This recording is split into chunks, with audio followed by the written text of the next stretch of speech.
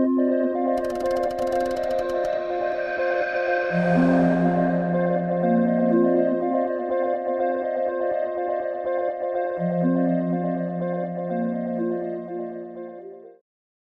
everyone, welcome back. Today I want to talk a little bit further off of last video's lesson. My good friend and elder student Lawrence here to join along today. Last talk we talked about 3 joints in the arm, 3 joints in the leg, and how those are going to work with each other and sometimes counter one another's torsion to create a stronger structure, or what we view as a sturdier structure for purposes that we are going for. Today I want to further elaborate on the 3 joints in the arm. And in Wing Chun, you employ, it's a hard-soft system, right? And so you're going to employ a strong force when you need it, or a soft and supple moving force when you need it. And just like anything that we describe as soft or hard, this is a variant, right? It can be anything, rubber or plastic. It can be from very, very stiff to very, very pliant. That's up to you, really, as the practitioner, to what you employ, right? There's principles that help guide us, right? So principle says that if the opponent is weaker than me, Lawrence is not, he's stronger than me, but we'll pretend today. If the opponent is weaker than me, the principle says just smash through to the center, right? Just smash right through, yeah? But if he's stronger than me, this is not gonna work so easily now, right? So we're gonna have to learn how to move around the structure and use that to our advantage. Basically, I want to play with his tension and my tension, just like we talked about with the joints in the arm last video. If you haven't watched it, try to go back and find it. Basically, this structure backs up. The elbow structure backs up the wrist structure, and the shoulder structure backs up the elbow structure. And as I mentioned before, not just shoulder, or not just elbow, but the whole thing, and the whole thing backing each joint up. Well, I can use that to my advantage, and I can use it doubly so to my advantage, because I can use it against him. Again, if the structure is weak, I can smash straight through. If I just do this with my hand, even a weak structure is I'm not gonna crash through as easily as I want to. So of course I want to use the whole weight of my body, and I want to use the thrusting vessel in the spinal cavity and the torso to create the crushing power that this can have, all right? But if he's strong and I feel a resistance, and then I'm gonna use his tension against him to strip open and pull. This is a theory, of course. There's no way for you to know as a practitioner if some degree of firmer or softer is going to work for you if you don't spar and try it that way. Of course, drills help, of course, majorly, but you got to get out of the zone of choreographed drills to really see if you can employ this, right? So there's one really basic drill that we do. In the bridge, we refer to it like a dragon, right? Or a serpent or something, right? Meaning that it has coiling ability, right? And basically what happens is in Wing Chun, when the head of the tool gets diverted, then the tail can penetrate through, like so, okay? And if he moves the head, right, and the tail moves, if he diverts the tail, right, then the head can now snap back in. Of course, if I have tension, this doesn't work so well. He can steer that tension in my body.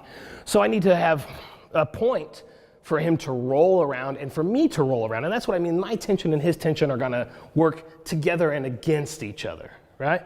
So the basic drill that we've got going here oftentimes is he's just going to rake this tool down, and I'm going to snap up my back tool. And then he rakes it down, and I immediately bring it up this way.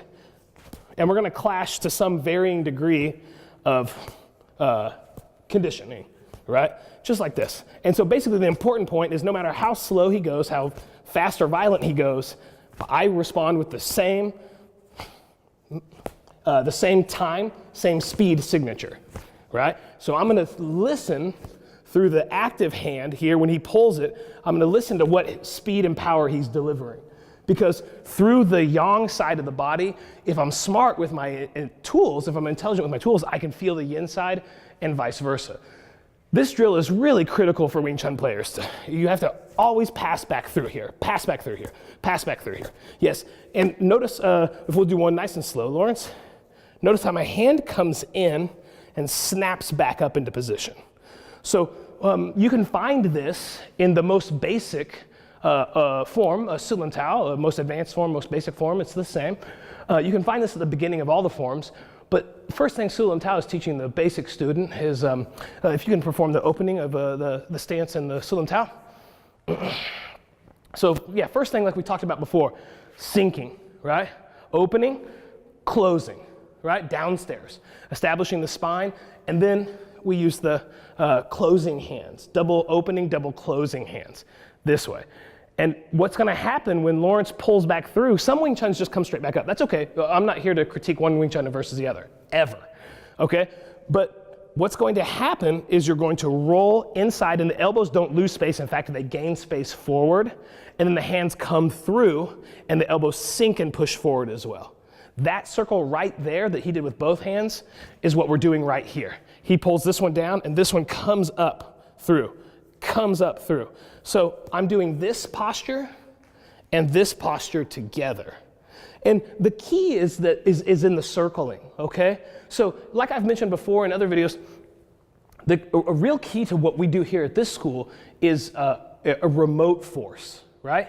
So for instance, if Lawrence does a lap sao or any kind of like grab to the wrist, he's gonna pull me. And if it's directly attached to my body, i.e. tension in the shoulder here, it's gonna pull my root along with it. But if I'm soft with the tool and he pulls, and then he's going to go with his own pull, right? And of course we're being demonstrative here, but you get the point, right? So instead when he pulls, I can do that same thing and step right through and smash forward. Or, this is just demonstration, of course, the person who's gonna pull me is either looking to throw me or they're looking to sock me with the other arm, right? So I need this hand to do something, correct? Which is right up the center line, okay? Try to go in through and usurp. I'm not saying you're not gonna get hit with this. I'm just gonna say when you're doing Wing Chun, you need risk management, risk minimization. And when he pulls me, to be right here is not to minimize my risk, right? So instead, to go forward and snap forward, I can help mitigate some of that force coming in with a forward pressure, right? So again, he pulls down and, back to the drill please. He pulls down, snaps forward. And of course, we've got some conditioning going on here as well to the bridge as well. Yeah, this is a really basic one, try it. When he goes to yank down, I really want to use the stance to grip the earth ever so instantaneously if I can. Right when his first, I can't have it do that to my body, so I will need it to pull and I need to make the stance. Hard and strong immediately. This is the goal of using soft and hard. If I try to make the stance downstairs tense and I make the hand tense, it doesn't work. So I need to separate bottom from top, make downstairs tense, and top loose, and the other hand's gonna pop right back up. So that's the drill. You can take it home with you. It's really easy. Just pull down and place the hand, and the other person's gonna respond with the exact same posture. It's through, through, through. And this is just a concept, this is just a drill, but how this works out is now, this is the thing about a trapping art, okay? If he wants to kick me, if he wants to punch me, if he wants to grapple with me, he's gonna have to pass through this space. So in theory, when he attacks me, he has to go through my space, my particular expertise space, not claiming to be an expert, but this is what I study, and he has to pass through that to get to me, whether he's striking, trapping, or grappling, okay? So what happens is, when the hands start flying, right, it becomes quick, right? You're just gonna hit, and move, but he's not gonna sit there and take it, right? He's gonna block that. So now I need to come through and I need to start to strip the tools down. And what I did there, just spontaneously, was I come over, and I just strip the tool just like I did in the drill. I just strip the tool down and move in, right? So if he blocks it, I can move around this way, and just strip the tools down. Only if they're there. Of course, if they're not there, loss of hands rush forward, right? So that's how this drills, right? He blocks it, I can still get in, right? He blocks that like he just did, I can still get in. So I'm just taking the power away and moving it to a remote location.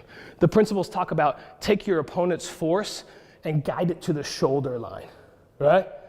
So when he goes to block me, if he's a smart Wing Chun kind of player, he's going to try to force me and let my force go this way. Yes, to his shoulder line, so he's off, right? So what I need to do is I need to strip that away and move it away. And that's just through head and tail knowledge. Head sinks, tail raises, tail sinks, head raises, right?